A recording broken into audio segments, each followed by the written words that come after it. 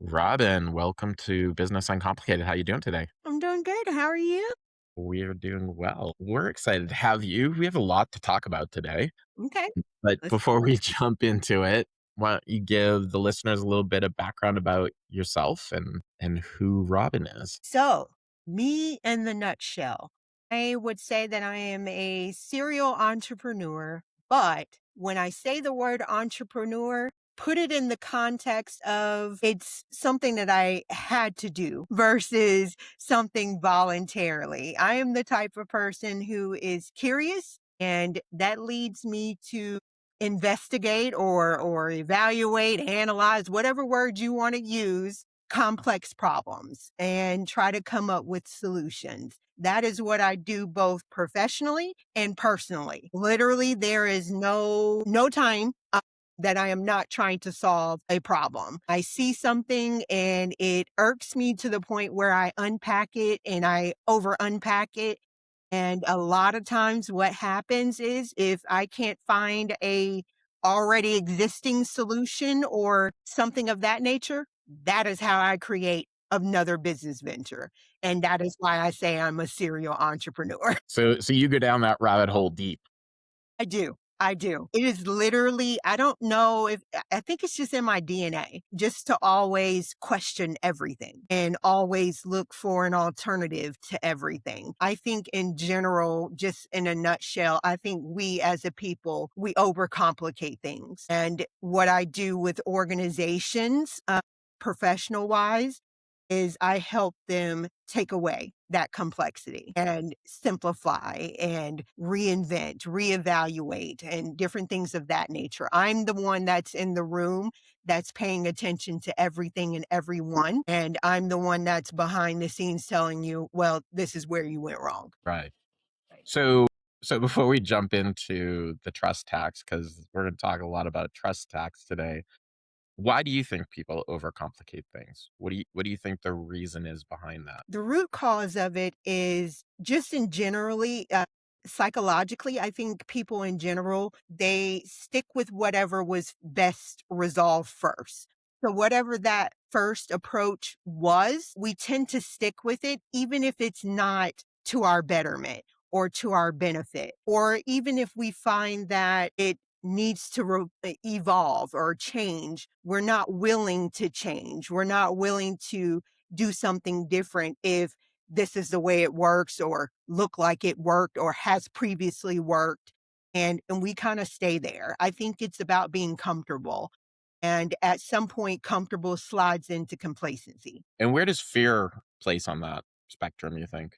It's the whole way through from beginning to end. Everyone, I think in general, when you approach any situation or new experience, you feel failure. You fear that end or not being able to know what is going to happen towards the end. But there's a lot of things that have to be certain. You have to be certain that yes, you are going to fail. You have to be certain that things probably are not going to go according to plan. You have to be certain with being flexible and you have to be certain with pivoting when you need to change. And I think that's a skill set that has to be learned versus something that you're just naturally given. Right. That all resonates very, very well. Robin, when your clients come to you, what's the situation that they're usually in or the problem that they're usually facing where you jump in and say, "Right, here's how we're gonna get to the bottom of that." What's the situation that you're usually dealing with? The situation, well, what is stated to me, let me just say this, is we're Mhm. doing a transformation or we're doing a reorganization or we're reimagining. Those are the key words they like to use. Uh-huh. The most famous one is we're doing a transformation. And what that really means behind the scenes is they don't have a clue what they're doing. And Something has to change, but we're not quite sure what, and we're not yes, sure what it's gonna look like in the future. yep. So we're going to use the word transformation. And what we're going to really do is cook pasta and throw it against the wall and see what sticks. And that's usually what happens. So a lot of times clients, they have a general idea of what the causes are happening. They may say that there's a product delay that or delivery that didn't take place, or they may say their revenue is suffering, or they may say that the market that they're trying to address needs to be penetrated in a different way, or they may say that they're trying to avoid lawsuits or might be in the middle of a lawsuit or something pertaining to that. But what no one does is give you the root cause of why or how they got into that situation. And that's where I come in. Nice. Excellent. Bridge for this. I know we're going to talk about this trust tax. What do you usually find when you start diving in? And what are the root causes that need to be dealt with very plainly? Plainly, so I've been in a variety of industries, and each project, it boils down to the same thing. It is a cultural issue and it's an organization issue. That is, it doesn't matter what industry it is, what they're trying to resolve, what keywords they used, or what situation they find themselves in, legal lawsuit, revenue, lost product, failed product, whatever that is, it all boils down to the cultural and the organization friction or bottlenecks that they have either layered on top of or they just don't know exists. Yes. Excellent. Excellent. So you call it the trust tax. I do. So you talk to us a little bit about the trust tax, what it is, why people aren't seeing this tax or it's not showing up for them. Kind of walk us through that. I would say, generally speaking, they see it. They Mm, just don't know how to address it. A lot of times, I call it the trust tax because when you're in business of any nature, doesn't matter what industry it is, you have a product or a service that you are providing that if people are paying you for it, they have some level of trust in you, your organization, your ability or your capability to produce what they need in a timely fashion, whatever that is. So whether you're in the service industry or whether you're in a software industry, it doesn't really matter. It's something that you're providing that they have an expectation for. So therefore, when you use expectation, you associate trust because you want this particular company, product, service, or whatever it is to deliver your expectations and you trust them to do that. The trust tax comes into place when the organization doesn't realize that they're either failing to deliver that expectation or those expectations have changed. And a lot of times those expectations change within the organization and not externally. A lot of customers assume that it's outside influences that are impacting whatever is taking place within their organization, but it's all internally. It's how you're treating your employees. It's how you're setting up your organization. Here we have AI coming into place. And we have organizations that are, hey, let's get rid of 90% of our staff type of thing. So you're losing your credibility, you're losing your trust, you're failing to deliver, you're losing those expectations. Therefore, you are paying a trust tax. Now, the problem comes into place is when you get someone like me who will come in and assign an actual number value to exactly that trust task that you're making. So whether or not you are wasting your resources, I'm going to call that out, assign a number. Whether you are missing your deliverables, I'm going to assign a number and show you that. And then in real time, you'll be able to see, okay, I'm definitely paying a trust tax. So So whether it's culturally or physically, they're paying that tax. So walk us through that. Like, how do you assign a number? Because I mean, ROI metrics, like we love data. We're Mhm. very operationally focused within our business and within our careers. And I think if you put hard data in front of people, it makes more sense. They can wrap their minds around it. They don't always trust the numbers, right? No one So trusts the numbers. right. So how do you put a number on that trust, and how do you get leadership to say, right, I get it now? Because it seems to be would be a hard buy-in, I would think, for some leaders. It would be, but I start with the easiest one, the easiest number that no one can deny. And that number, take the amount of meetings that you have. Hmm. Look at that distribution list. Who's invited to that meeting? Right. What is that meeting about? So first decide what that meeting is about. Then decide who's all the people that are in that meeting. And then just arbitrarily take the salaries of these individuals and put it in and add that up and simply see how much you are spending on that 1 hour meeting. Now, are you receiving that same value in your product? Are you receiving an action from that meeting? Probably not. Are you making that revenue that you spent on having that staff of 45 people in that meeting for a full hour and you probably came up with one scenario, maybe a follow-up meeting or something like that, it wasn't resolved, whatever it was, take that amount, look at it in real time, then add it across 8 meetings, add it across 10 meetings, add it across 15 meetings. And a lot of times individuals are spending 30 hours out of their 40 hours a week working in a meeting. And if you add up the math, how many of those meetings were productive? Probably 10 out of those 30 hours. That's your trust tax. Yeah. That's your And I dollar. would follow on to that, that the actions, it's the accountability after the action too, right? Absolutely. Like that's So that's a number they can't deny. Do you think the reason, because I mean, we've all worked in corporate America where we're in meetings all day long. And then, 6 o'clock, you're like, okay, now I've got 8 hours worth of work to do, right?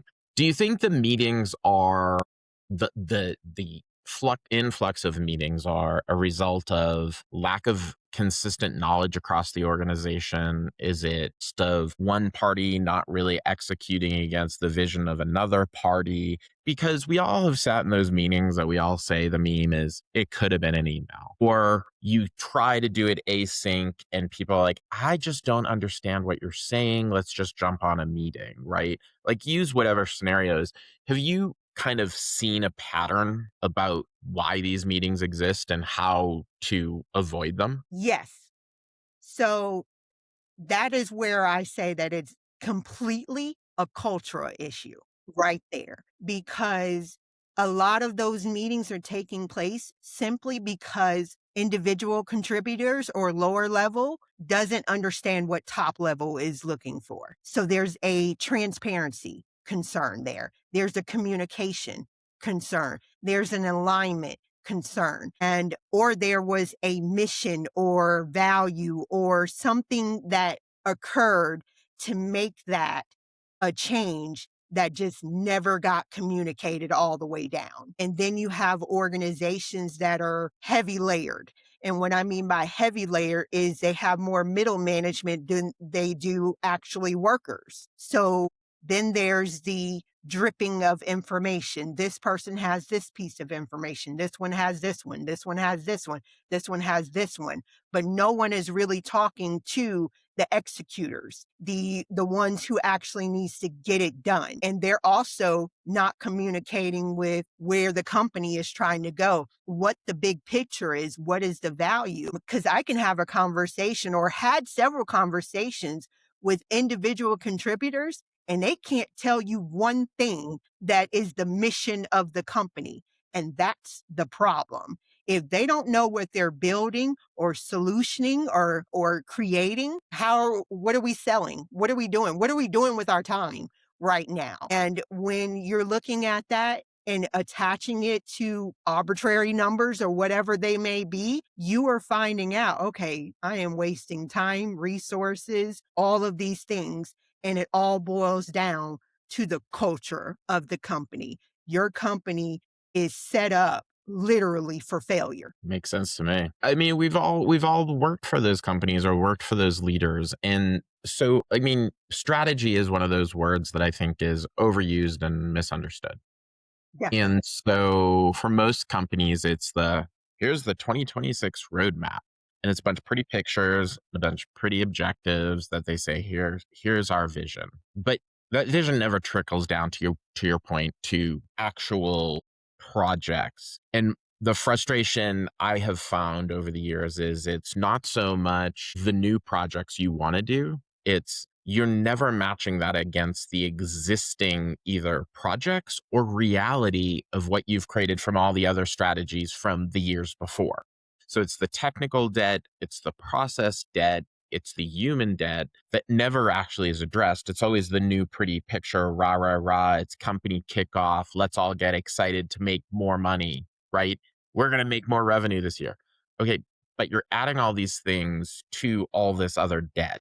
So how do you talk to executives about the debt that is incurred and this cultural shift that it sounds like they need to make? So one company, I'm not going to name them because they would be pissed. But one company, I literally turned on my camera, which is rare because I don't like doing that when I'm in companies. Turning on my camera, and I had a big garbage can behind me. And they were like, why are you standing in front of a garbage can?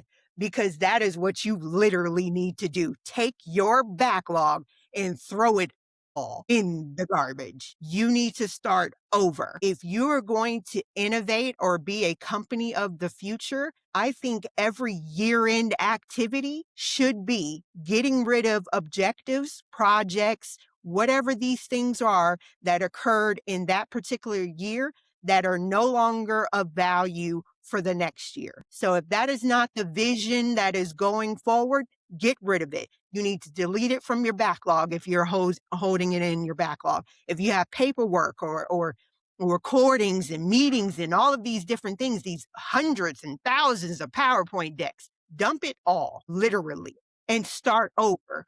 And I think another thing that companies need to start doing, which they don't like when I say this, but you literally need to be a startup. Even if you've been in business for 20 years, every year you need to act like you are a startup. You need to be just as hungry as you were when you first started this company, because that is the only way that you're going to keep going forward.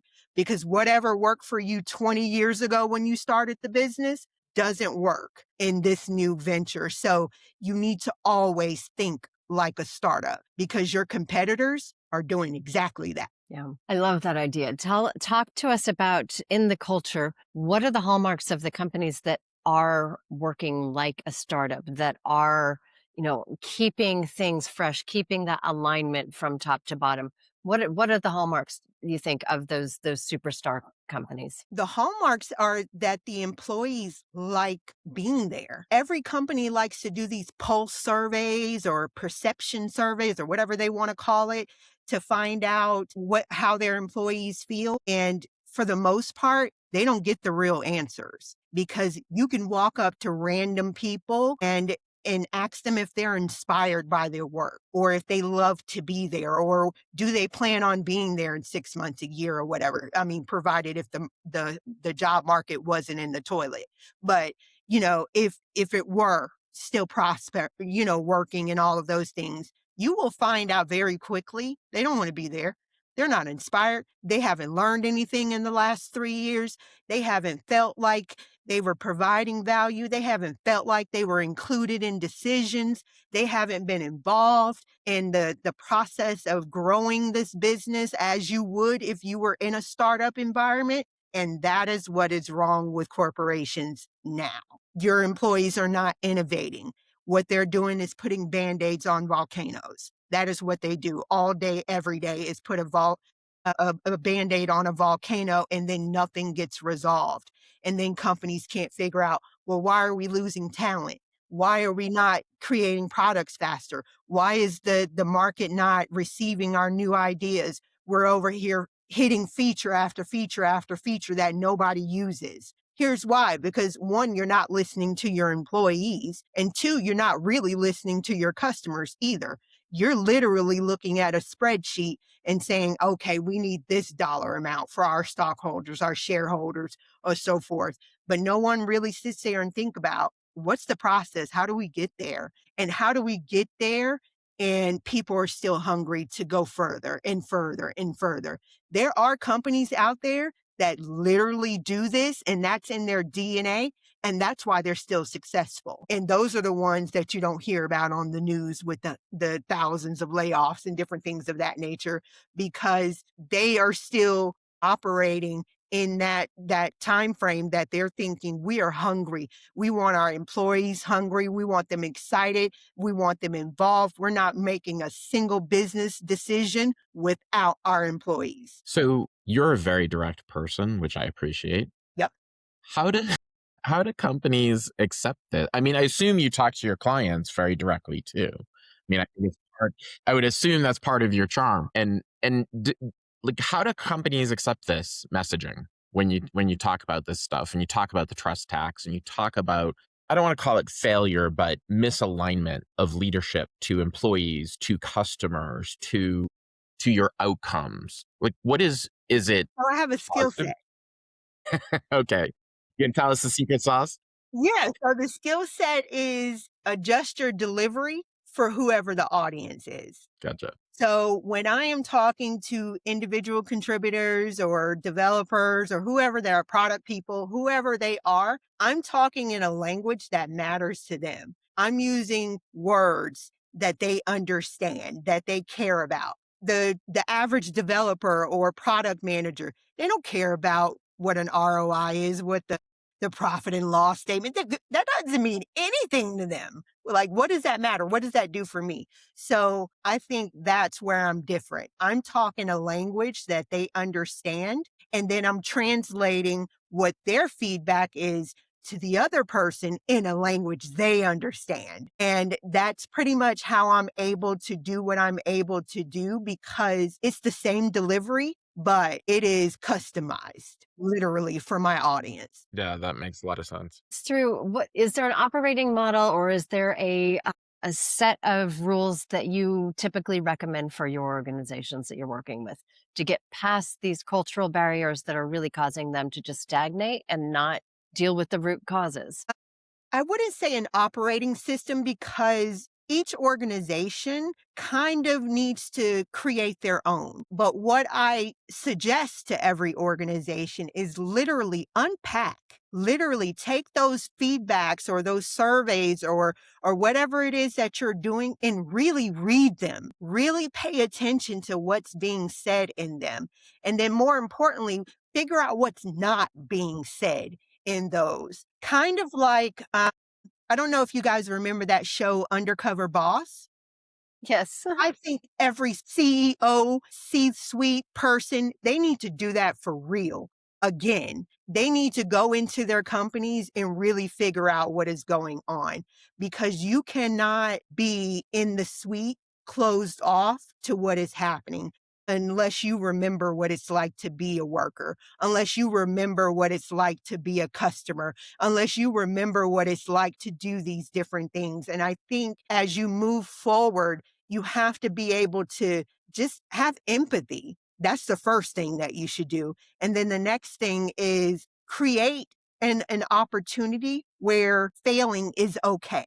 And that's an issue that I see happen in every organization that I've been in. They make failing seem like that is death. It's not. Failing is simply letting it play out, trial and error.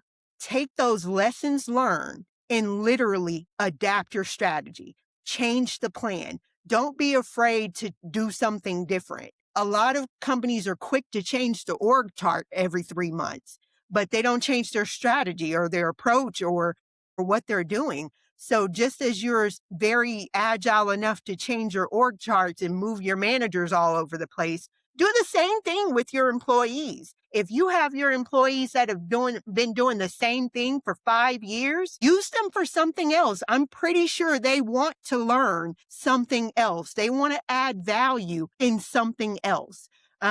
Or if you feel like you need to close a department for whatever reason, whatever that business decision is, before you get rid of your valued employees and different things of that nature, find another home for them. Right. Find them something else that they can get excited about before you discard them. And then the next thing is whatever strategy that you were doing 3 years ago, you really shouldn't be doing it now because nothing is the same as it was 3 years ago. So that's your first thing. If you were pulling the same move that you moved 3 years ago with, automatically know that it's the wrong thing. Right. When we talk about leadership, because a lot of that resonates, I think, with a lot of people right now with all the tech layoffs.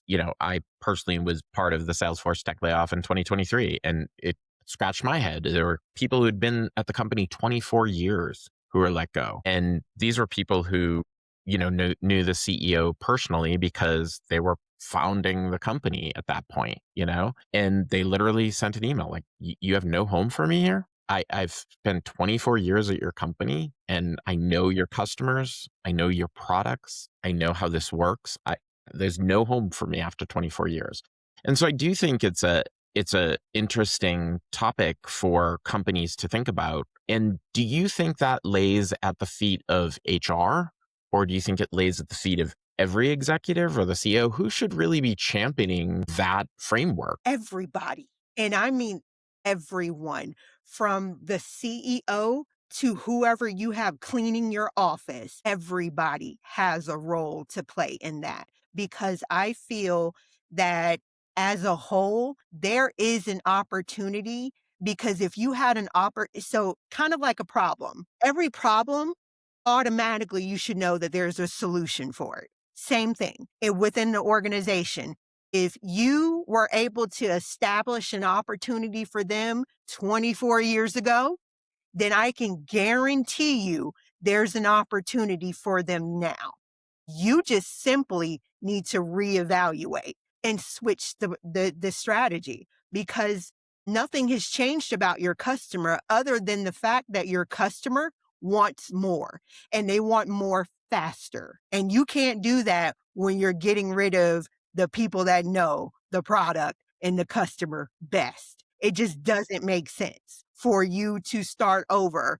And then what we're also seeing is with these layoffs, it's not like they don't have the work for that individual anymore because you see that same position back online in 24 hours. So evidently there was an opportunity. There's still an opportunity. What it is you just didn't simply look further enough to just shift everyone over. It's just like a train. It keeps moving. So you just need to keep moving with it. You don't just discard things because it's easier to do. And then when you're talking about C-suites, a lot of these decisions that they're making based on a spreadsheet. Those numbers that we just said weren't really trustworthy, all of a sudden they're real trustworthy then. So we That's need to fair. pick a side. So are the numbers trustworthy or they're not? You can't be on both ends of the spectrum. But I think for generally speaking, companies that are letting their talent go, they could have been used elsewhere. Do you think we had talked earlier about how these surveys are showing, or if you talk directly to people, that they're not really happy, that they're not really challenged, that they really are struggling with opportunities? Do you think that complacency plays into a narrative for the executives that is, well, but we can find somebody who's more interested in growing their career or more interested in their job? And it's really a circular argument. Well, you haven't motivated these people, you haven't invested in training, you haven't tried to improve this. And so, yeah, they're complacent now. And so now you're getting rid of them and replacing them with people who are, well, yeah, like jazzed to do the job. But to your point is, but you're going to play this record again, guys, right? The executives are going to play the same record. And in 3 years, these new people who were so excited to join are going to be complacent. So, It's exactly what happens. yeah. And that's the problem because that's what I'm saying that we need to start building into these organizations that startup vibe, that hungry vibe. Because as long as your team is hungry, they're going to keep delivering for you. They're going to keep reinventing themselves. They're going to keep you successful. They're going to keep your revenue high. They're going to keep doing these things, but thinking that you're going to change the tide by just changing people, that's not going to work out well for you because what happens when you cycle through everything? what happens then? Robin, I'm wondering with the clients that you're working with, people are making these decisions on a regular basis. I need to AI everything because I'm getting pressure that we need to be an AI first or an AI nobody wants to be AI last, right? Let's just settle on that one. As a leader, how do I balance all of these culture issues, knowing that I've got heat down my back that we need to be bringing AI in, and that is inherently going to change the culture of an organization. How are you recommending that leaders bridge that gap and address that with their customer with their employees? We've got to change, we've got to bring in new technology, and inherently that's going to disrupt things. What's your advice to those leaders? First thing, let's remember what AI is. The first thing is it is not a resource. It is not a person. It is not anything of that nature. It is a tool and it should be looked at just like this calculator. It is a calculator. It assists you with mathematics. That is what AI does. It assists you with tasks or different things like that. It's supposed to aid you in the work process. It is supposed to be of support, but it's not supposed to be a replacement thereof, because that is where you go wrong. Because what happens is when you depend on one particular tool or system or anything like that, what usually happens, it's a crash, isn't it? And when it does, what is going to happen to your business when it crashes? Because it is going to crash at some point. What is your solution then? You've gotten rid of your resources. You're now codependent on a code, essentially a code that was written and created and programmed by people. And you've gotten rid of the people component.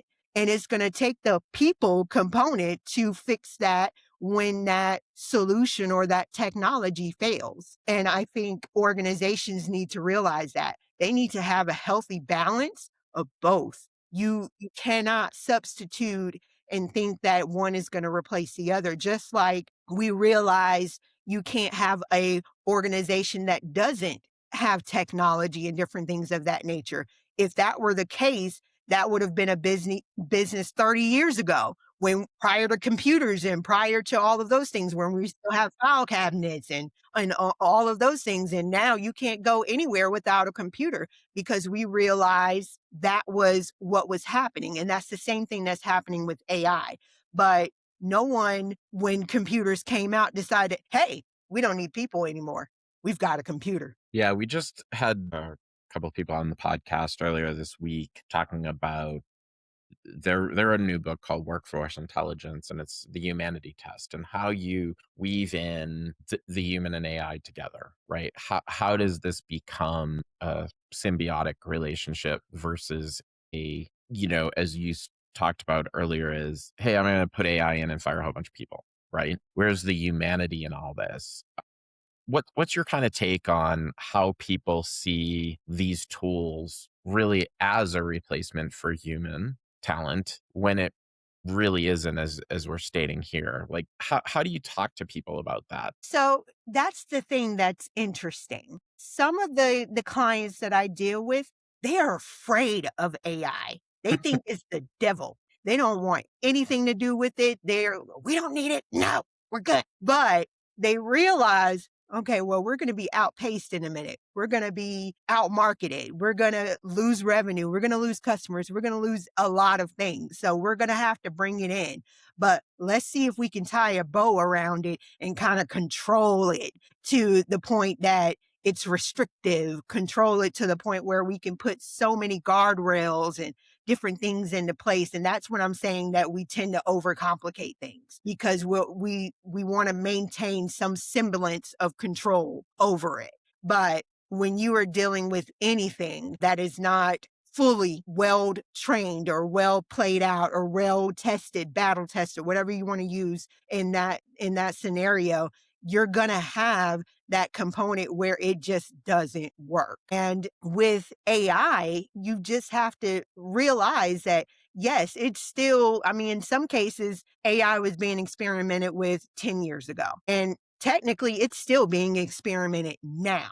But what we are dealing with right now is It's almost seems like it's a hurry up and wait type of approach. Everyone wants to adopt it really fast, not really sure what's going on, don't know what the guardrails are, the legal complexities, the compliance, how to control it or how to maintain it, how to do these different things. So before we start organizing our business strategies behind it, take the time to literally unpack it, research it, create a full team in your company that does nothing but AI research, testing, test the agents that they're creating, test what they're wanting to use it for. Do all of those things before you think that it is a replacement of a full department or that it's a replacement for a full process or a procedure or anything like that. So before you go all in on it and throw everything against it, you might want to test it out. And I think that is what's happening with companies now. They're not testing it out. They're just, let's just make it work and we'll figure it out. And if it fails, well, type of approach. And I think that's where we're going wrong at. Yeah, agreed. So let's talk a little bit about what leaders can do. So they have this trust tax. So if a leader's listening and they are aware of everything you're saying, they're nodding their head along. What is the one thing that you would say tomorrow when you wake up and go into work Monday morning? What would be the one thing they should start doing differently? The first thing that I would tell leaders to do is first talk to your people and and when I mean talk to them, I'm not talking about schedule this one-on-one. They see a one-on-one pop up on their calendar. They don't know if they're about to get laid off. They don't know what is going on. Don't have that type of conversation. Have an actual conversation. Engage with your direct reports. Have a meeting or something and just shoot it. Just let's brainstorm. Let's have this type of conversation and then take the time to actually listen to what is being said. That's the first thing that I would say that a leader needs to do. Listen. Don't try to come up with a solution. Don't say, hey, I'm going to fix this. Don't make any promises that you cannot keep. Simply listen. That's it. That's all you should do. And that is what I do when I go on any project. The first 2 weeks, I'm the one that's in the meeting and I don't say a word. I don't say nothing to nobody. And I do that intentionally because I'm listening. I'm observing. I'm watching the conversations. I'm reading the materials. I'm trying to understand the who's who. I'm trying to understand why we're doing this. And I'm trying to get a better understanding before I start recommending and transforming or whatever the word is that they picked me to come there to do. I simply listen. Right. And then from the point of listening, then I start taking down the data. I want it visible. So before I start making any decisions, it's all being documented because now I need to really start putting pen to paper, meaning I want to see the patterns. Because if I see that multiple people are saying the same thing, then that's probably the problem I need to resolve. Because the next thing that leaders tend to do is they solve the wrong problems. And that's another thing that needs to happen differently with leaders. They need to take the information that they have and then solve the problem that's more important or the problem that links to another problem or the situation that is the root cause of another situation. Because if you can get that one resolved, everything else will start to come behind it. And then make these conversations frequent, often. Stop this. We're going to do it every quarter, annually when the annual review comes up. That stuff is ridiculous. It doesn't make any sense. You should be having engaging conversation with the people that work with you all the time, literally all the time, because you're working together. So whether you're in a physical office together, those conversations should be happening, or you're virtual. It should be a whole lot easier to have those conversations if you're virtual, because now you don't have to worry about the appearance and the office conflict and trying to appear this way or another. So those conversations should be frequent and often.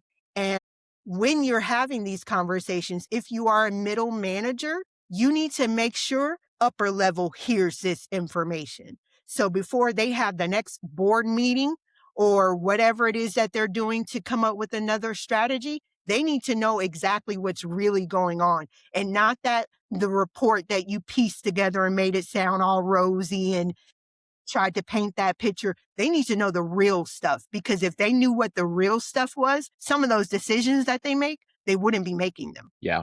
I think that's hard because I think we've all been in roles where we're told to not lie, but to your point, put a little more positive spin on that.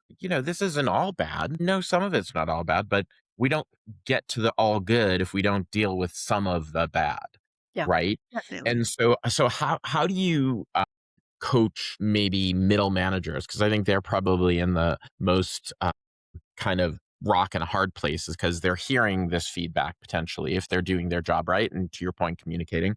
So they're hearing the frustration of their team. They're looking up and seeing the vision, right? Okay, I know this is utopia and this is what you're selling to the board and this is where I need to go. And I've got a problem because I've got to translate this frustration into a deck or into a set of asks or a set of needs to executives that potentially, to your point, may not be listening, or at least listening in the way they should be. So how do you kind of coach those middle managers? Because they're in a really hard place. Yeah, change the delivery. The same way that I said that I say the same thing, but I change how I'm talking to that particular audience, they need to do the same thing. So if your audience, if you're the middle manager and you need to speak with the VP, you want to speak in a language that the VP understands. Hey, this is the rosy picture that you gave me. This is the objective of what was given to me, and we had X and X amount of time to get this done, but this is where we are realistically. This is what we've achieved. This is what we haven't achieved. And my suggestions are, and list them out, because a lot of times those middle managers, they know exactly what needs to be done to get the resolution that VP or that senior VP or CEO, CFO, whoever that is, they know exactly how to get there, but they need to be comfortable enough where they're giving that information. So the first thing that I would say to middle managers, act like you're a consultant. Literally act like you're a consultant. So if you know how to solution this, or you have a fix to this situation, tell it to them, because 9 out of 10 times those VPs and so forth, they don't have a clue, and they're waiting for you to tell them your ideas. Now, whether or not they like it, that's a different story. They may not like it. But a lot of times, if someone else has gone above and beyond to give me the solution or suggestions to this solution, I'm going to go with it, because 9 out of 10 times you know more than me. That's Yeah. the same way that we do when we go to a physician. We don't know the medical. We don't know what they know. They went to school for however many years and they have this information, and they're going to give it to you in a way that you understand. And then it's up to you of whether or not you're going to take their advice or not. And that's the same way. So they're coming to you like a consultant. They're the expertise in that. So middle managers, you need to start considering yourself not a middle manager. You are a consultant. You work directly with the individual contributors, and your job is to be the liaison. You are the bridge from this story to that story, and you just need to tell it the way it is. Yeah, I love that advice. I think it's very, very sound and I think a lot of it is just being able to very clearly articulate, here is the problem that needs to be solved. Because a lot of times we're not really good about naming the problem and then saying, okay, good. Here are two or three options. Let's walk through the pros and cons. But I think you're right on think like a consultant, present it like a consultant with a solution, with potential solutions. And now let's actually get to the right conversation. Exactly. Yeah. Yeah. Excellent. Excellent. Good. Good. Robin, tell us where people can find you. So I'm on all of your traditional places. So I'm on LinkedIn. It is my full name, just like you see it here, Robin Sims Allen. You just don't need the hyphen in it. Just spell it all the way out. I'm also on Instagram. It's R Sims Allen. Facebook, R Sims Allen. And I do believe that I have Twitter and all these other things, but that's not going to be me that you're going to have a conversation with, because I don't even know the passwords. So that's not right. Brutal honesty. I love it. Yeah, Somebody may be tweeting with you, but it's not me. it's probably not me, but I'm available. My website, Phoenix Markets Online, there's blog content. I'm giving you advice there, different things of that nature. I'm trying to give more nuggets of information so that people can know exactly what they need to do when they need to do it. But if you have questions or concerns or you don't know how to handle something, literally send me a LinkedIn, literally send me a DM on Instagram, Threads, or whatever, and I will respond. I'm always available. I love solving problems. I love it. I love it. And there have been a lot Problem of solving. nuggets here. So thank you very much for Yeah, that. You're 1000%. We welcome. appreciated the Excellent. conversation. Thank you for Excellent. joining us. Good. Thank you. 1, 2,